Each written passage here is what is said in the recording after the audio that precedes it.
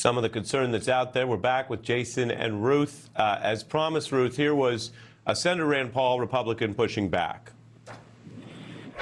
There's no emergency with Greenland. That's ridiculous. And the idea by the secretary that, oh, this is to prevent an emergency. Now we're declaring emergencies to prevent emergencies.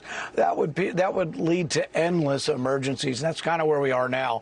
The tariff war, we've declared emergencies with 130 countries. Does anyone really believe that's a valid use of emergencies? Rand Paul knows the law, and he's been at times a Trump defender to some degree, Ruth, but he's also at times been a libertarian who refers to how the system's supposed to be governed. And what Jason referenced earlier is this kind of decay of our checks and balances.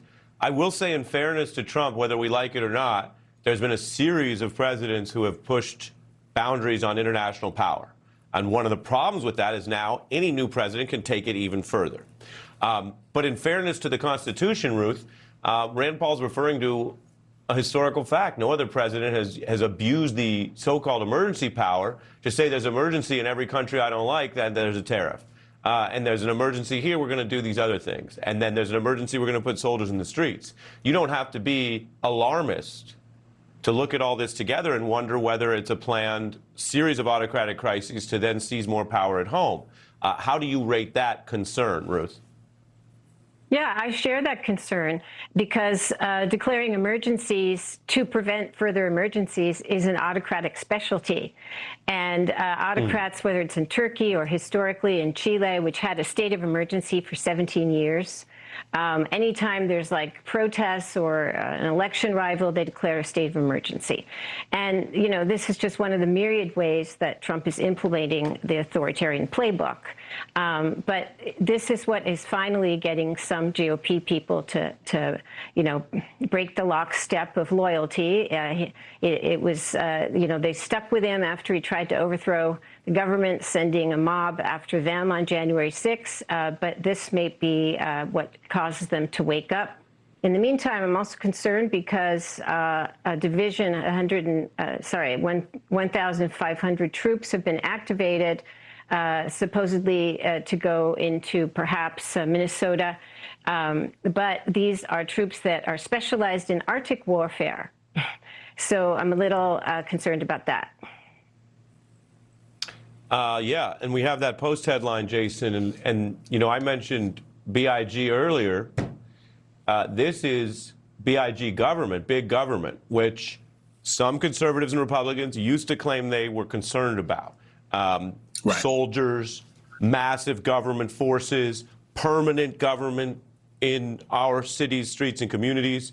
You can go back all the way to the militia movements of the United States. I'm not at all making any excuses for their violence, but some of the nonviolent members of militias and other conservative groups said this is our big concern, that their doomsday, which was not occurring in the 90s, was that there could come a time where a president would be using militarized soldiers on a regular basis. Turns out they found the problem, and it is them. And it is the right-wing conservative movement that Donald Trump now leads. Where does that fit into all this with abuse of power abroad and at home, Jason? Well, here's the thing, to paraphrase the great poet, you know, more government, more problems, right? You have expanded ICE. You have expanded domestic military. You have found dozens of ways to implement law enforcement for the whims of the presidency as opposed to what people are concerned with. That's the real issue, Ari. But the thing is, everyone should have seen this, right? You have Don Bacon, I think the Republican from Nebraska, saying, well, if we invaded Greenland, that might make me lean towards impeachment. You didn't vote to impeach Donald Trump when he sent a mob to kill you in Congress. I don't really think that you're going to impeach him over what's going to happen in Greenland. So that's the larger issue we're seeing here. But also this, and I think this is a long-term concern, like you said, for any future presidents. Now that we have Kash Patel, who thinks he rules everything around him and he can just send troops here and he can send troops to take his girlfriend home and his girlfriend's friends home and everything else like that, Kash Patel running the FBI has got to be one of the most dangerous examples of this new authoritarianism because he's not qualified for the job, but he will implement the resources of the FBI to harass elected officials who are trying to follow the Constitution against Trump's whims.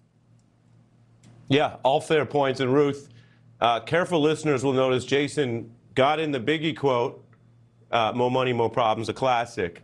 But then came in, and you really, from downtown, a subtle Wu-Tang Clan reference for those listening closely. So,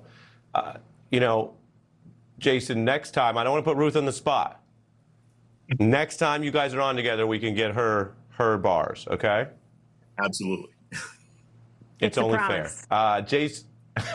Jason and Ruth, with a little bit of light, a little bit of fun, but obviously amidst some very serious times, we really appreciate the reporting and analysis from both of you.